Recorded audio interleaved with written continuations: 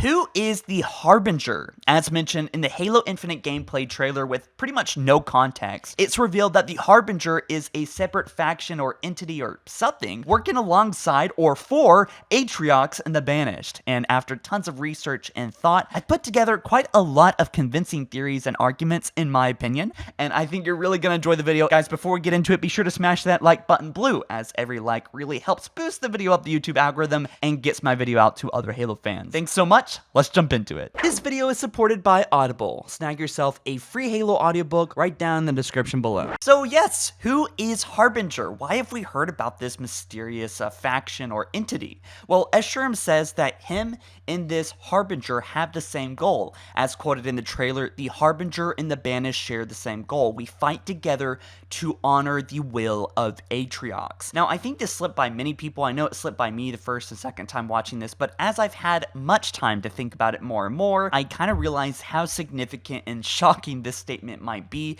to the overall story. In fact, I'm pretty convinced it will have a big impact. We do know that playing Halo Infinite, we will learn throughout the story why the Banished are on the ring and how they beat Master Chief in the UNSC in the first place, but I think that this will play into my theory here in a moment. 343 also said in a private content creator meeting that the Banished are, in a way, a spiritual reboot of the Covenant. In addition, in the trailer, Master Chief said there wouldn't be a home if they don't stop the Banished. That's also a huge plot reveal there. It's also important to note that the Harbinger is helping the will of Atriox, potentially even subordinating to Atriox, and by that account, must be anti-UNSC. The definition of Harbinger, by the way, is a real person or thing that announces or signals the approach of another. But with that being said, obviously there is a lot to go off. Let's talk about the many different theories around the webs, as well as some of my own input, and then we'll break down my theory, which is the lengthy one I will save for the end, and I think it's also the most likely. But our first theory I've seen around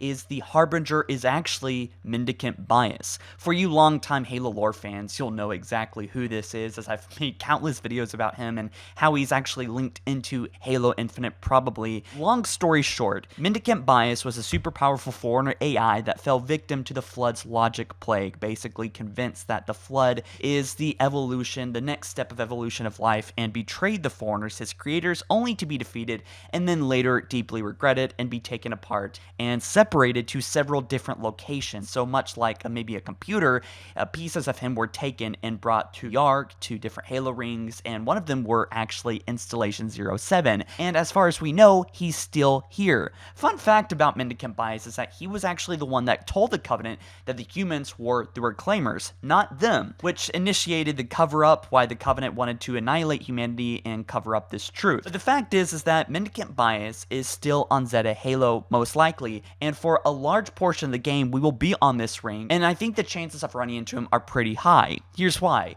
He has a long history of being on the ring, doing operations, dealing in facilities, has a lot to do with ancient humans and the Flood, and exactly what Cortana is probably going through, which is betraying the creators of the Encelia of her, but also the Flood and the Logic Plague and all that good stuff. But basically, Mendicant's fingerprints are everywhere on Zeta Halo, and I'm convinced more than ever that he will show up, if at least just in terminals again like in Halo 3. But I don't think he's Harbinger, as that wouldn't make much sense with his character arc and his interest in atoning for his sins by helping Master Chief, unless Mendicant Bias is manipulating the Banished and setting them up for failure, thus helping Chief in the UNSC. There was also a moment in this trailer where Master Chief was looking at 3 red lights, although when compared to Mendicant Bias's 3 eyes, so to speak, they're upside down. So maybe this isn't Mendicant Bias, or if it is, for some reason he's upside down, or there's been some kind of change in his art design. But bottom line is, I think the Harbinger is actually something else,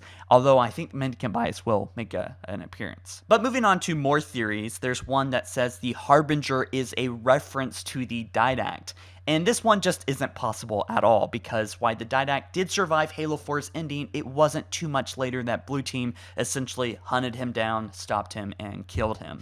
Z Chama on Reddit actually has an interesting theory that the Harbinger is actually the Monitor on the ring and was actually convinced by the Banished that the UNSC are the threat here. And while we have no real leads who destroyed the ring or why, maybe it was the UNSC that did this very intentionally. family. And that would be kind of a shocker, right? But if this is the case, then that means that the Sentinels on the ring, as well as the Monitor, sees Master Chief and the other UNSC presence as a threat to the ring, which would honestly kind of mirror Halo 1's plot. Here's another theory. In Halo 5, there was actually an achievement called Harbinger. The challenge was to complete Halo 5's 14th mission on Legendary without any member of Blue Team dying. Now, this mission was about getting to Cortana, fighting through waves of Prometheans, and the Warden-Cortana conflict, all that good jazz. But there is some story focus on the Guardians themselves, and we do know that the Guardians are conscious in of themselves. Even the Domain is conscious, but to what extent or will of their own do they have is not really certain in Halo lore. But with this particular theory and evidence, this is one I've kind of concocted, maybe Harbinger is a term coined by the Banished referring to the policing Guardians. So it's not really that the Banished has had contact with Cortana on a, personal level, but rather they just realize that the Guardians are helping them complete whatever task or mission they have, or whatever business they have on Zeta Halo. And also, Harbinger is a reference to the Prometheans, but the word Harbinger actually makes sense here because the fact that Harbinger, the definition, is a person or thing that announces a signal or approach of the other, and that would make sense that the Guardians are called Harbingers now, but they do already have a term, and that is Guardians, so maybe not. But there was also a mention of Harbinger in Halo 5's campaign, referring to a certain Promethean type, so that might have just solved the case right there, but I digress. Let's move on. So this is a theory that I've actually had for quite some time, but I've actually, with all the new information, have changed quite a bit. So here it is, and I think that it is the case for Halo Infinite. Cortana is allied with the Banished, and not only that, she is helping them have their way because they have similar interests and goals. This includes all of the AI that have deserted their positions in the UNSC and have joined the Created. So the Created and the Banished are allies. So what is Harbinger? Well, I believe Harbinger is sort of like a subgroup of the Created. It is all those species or individuals that have joined Cortana's gospel, basically her personal army, if you want to keep it really simple. Harbinger is a mix of Old Covenant, maybe even humans, working together to fulfill Cortana's militaristic needs, to basically hunt down people. Now, that actually even includes the Prometheans here, because that's sort of what the Prometheans have acted as and will after Halo 5 and during Halo 5, that basically the Prometheans do Cortana's bidding. But I imagine that there's probably going to be individuals in this universe that see Cortana as a goddess. With the Covenant, they looked at these amazing structures and they basically came to the conclusion that the Foreigners were their gods without any real individual talking to them besides the monitors or,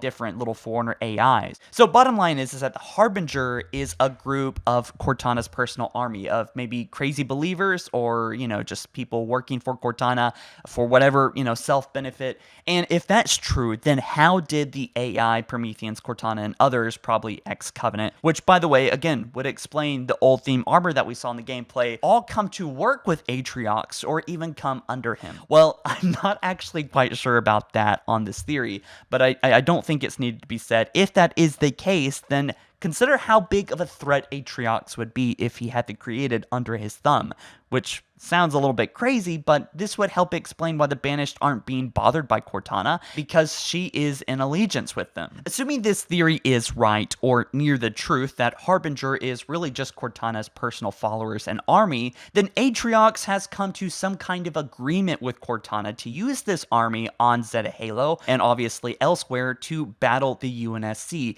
And this is a pretty bizarre twist too, because Cortana's whole motivation is to put a stop to war and to bring about peace. That's what she talked about all throughout Halo 5. So whatever the Banished are doing, they are somehow linking that with Cortana's interest with peacemaking. And I have to wonder what the heck that is. And I wonder why Chief thinks that if the Banished are not stopped, then there won't be a home. That whatever the Banished are doing here, I have to imagine it has something to do with firing the Halo Ray and a threat to billions of people's lives. But whatever's going on here, it looks like Cortana has trusted her military under Atriox's his command, at least temporarily, and Master Chief, for whatever reason, is trying to take back control of the ring. That's something we heard by 3 for 3. I think it has something to do with the fact that Halo Infinite is a spiritual reboot to Halo CE, so I think we're going to see some similar plot threads, similar plot development from Halo 1 in Halo Infinite. A lot of people are suggesting that Atriox is dead, but I want to clear that up. I don't think that could be farther from the truth.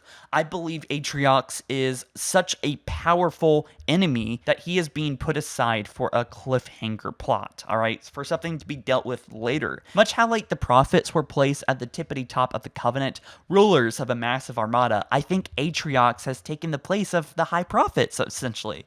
Of course, Atriox isn't spouting misleading propaganda, or at least propaganda we're familiar with, but much like the prophet, he is the supreme ruler of the military. And what's different about the Banished this time is that, well, there's only one of him. I know he has commanders and generals by his side, but there's only one of him, and he's also capable of beating Spartan 2s in combat. I know Red Team failed at beating Spartan 2s in the beginning, and they were trained and re-augmented, I think. But still, Atriox is a foe that could probably take down Master Chief, or at least give him one heck of a good fight. Guys, be sure to snag yourself that free Halo audiobook. It's a quick sign up. Link down in the description. Guys, if you enjoyed the content, be sure to smash that like button blue. Every like really helps boost this video up the YouTube algorithm and helps my content out a lot. And let me know your favorite theory here. Did I fail to mention something, or do you have any extra theories to add upon these theories I talked about? I'd love to skim through your comments and hopefully discuss them in a future Halo podcast. Thank you so much for watching. I'll catch you guys in the next one soon. You take care, alright? Peace.